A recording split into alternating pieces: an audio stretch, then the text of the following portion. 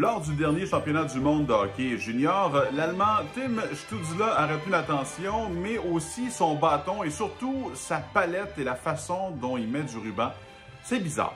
Everybody likes their own tape job on their sticks. It's all unique and it's all personal. I've never seen one like this. So it's Tim Stützle. He has no tape on the bottom of his stick, so it slides. On s'est dit qu'il doit bien y avoir d'autres joueurs qui mettent du ruban tout croche sur leur palette et oui, il y en a. Ce que fait Stützle, ça ressemble beaucoup à Artemi Panarin. La seule différence, c'est que Panarin met une barre de ruban noir horizontale au lieu d'une barre de ruban blanc. Ça paraît moins que ça a l'air fou.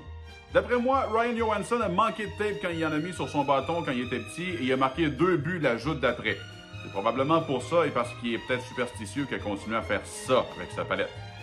Brent Seabrook impressionne par le manche de son bâton. Regardez comment le gros bout est en bas au lieu d'être en haut.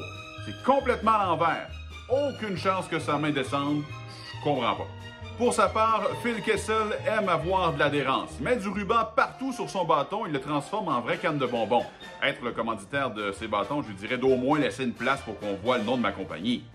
Bobby Orr faisait pas confiance à ça, lui, du tape. Soit il en mettait pas pantoute, soit il en mettait juste une barre pour faire plaisir aux autres. Un peu comme quand je demande à mes enfants de manger leurs légumes, qu'ils en mangent juste un puis qu'ils disent qu'ils en ont mangé. Demandez-vous pas pourquoi on voit pas la palette de son bâton sur sa fameuse photo. Ça viendrait tout gâcher. Bobby Orr, behind the net to Sanderson, Orr! Bobby Orr! Scores for the Boston Bruins! Have won the Stanley Cup! Parlant de mettre juste une barre, voici Kevin Fiala quand il était avec les Prédateurs. C'est probablement parce que juste un psychopathe fait ça à sa palette qui a été échangée. Je peux pas croire. Mets du tape rouge au moins pour que ça paraisse pas. Alexander Koklachev n'avait pas le temps de s'appliquer, mais il voulait quand même du ruban lors du championnat mondial junior. Ça donne ce que ça donne.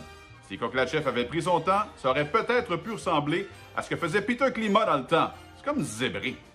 Mais dites-vous que tous ces gars-là se sont rendus jusque dans la Ligue nationale et pas nous autres. Peut-être qu'on devrait leur faire confiance et mettre nous aussi du ruban de façon bizarre sur notre palette.